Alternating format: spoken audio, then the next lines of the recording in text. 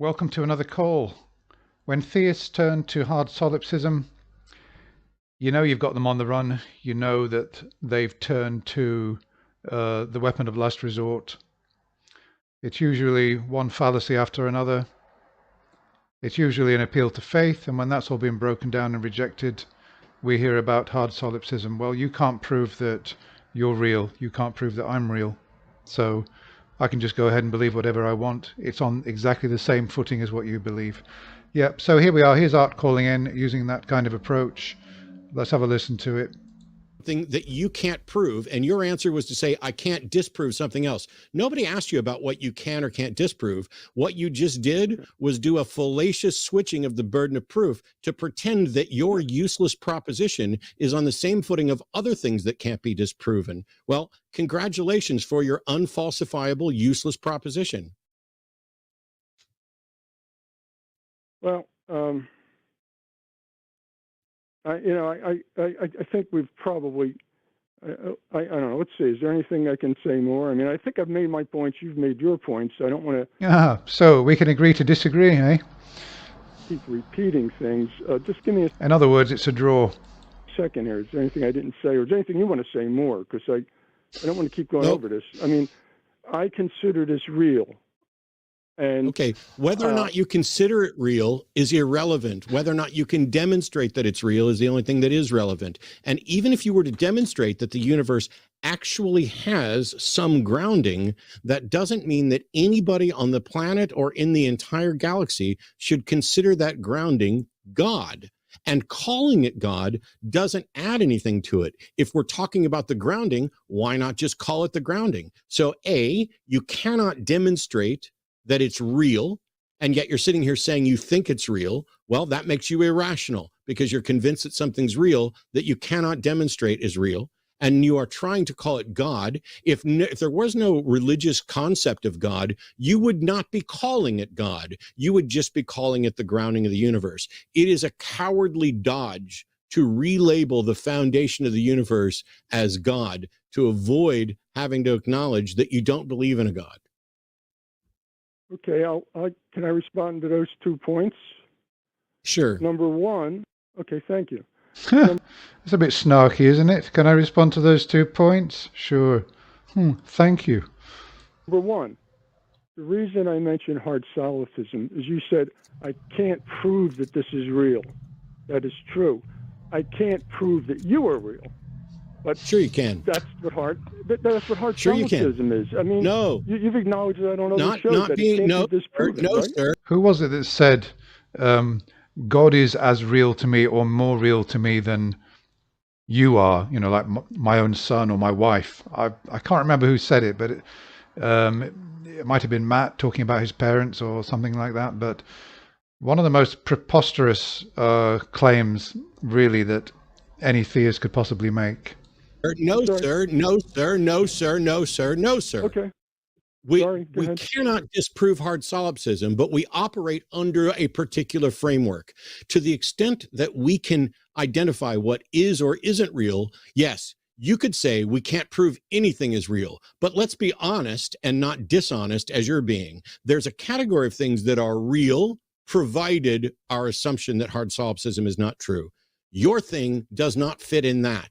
Just as fairy dust farting unicorns don't fit into that. Let's not pretend that the glasses I'm wearing is less able to be identified as real than a universe farting pixie. There's 2 different categories. Since we can't disprove hard solipsism, we still operate as if there's a reality here. And for you to pretend that that my real existence is as questionable as your non-demonstrable grounding of reality is patently absurd. And yeah, I think that once you appeal to hard solipsism under that framework, it makes every religion equally valid. Dodge it by suggesting that we can't solve hard solipsism makes you unworthy of discussion. So what's your next one? All right. My next point was that I have defined, or I believe that the word God is used to describe what people consider supreme and worthy of veneration. And if I choose to consider this worthy of veneration, someone else could say, Art, I believe the ultimate ground of existence exists, and I think it's crap. That's fine. They would not consider it God. Someone else could say, Art, I believe it exists, but I consider Jesus to be God. I consider Krishna to be God.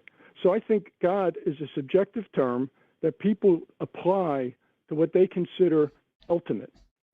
Yeah, and how do we decide which one of those, if any, are actually true? Which is the issue. He's kind of creating a diversion here. Consider this ultimate. So I think that my calling it God, I think, is fully justified. And as I said before, I think the idea of a man in the sky God, I know that's been the normative use of the word, but that's, I think, just because people, they needed something to tell their kids. And so he believes in a God which is appropriate for an intellectual, mature person. And all the Christians out there who believe in a sky daddy or a personal God, it's like believing in Santa Claus. They're just kids. It's okay for them. They can understand that. But he's a superior theist. And also, I got into the politics where, because I think that supports a political structure, I think that's why the state supports, in some countries, the state tax monies go to support an official church. The state supports the church, and the church supports the state. Why is any of this relevant? At least it did for centuries, by crowning kings as God. The Catholic Church had the divine right of kings. So I think there's two reasons why the idea of a personal God, of a God who's a person, has persisted. But I don't. Well, now he's analyzing this whole idea of a personal God, which is completely irrelevant. The only thing that's relevant is the God that he believes in, and a demonstration of the truth of it. I think we should be limited to that idea. I think that I think that God is a word that people apply to what they consider the ultimate, and I think that my use of it is valid. Now, what we should do is limit all claims which have not met their burden of proof.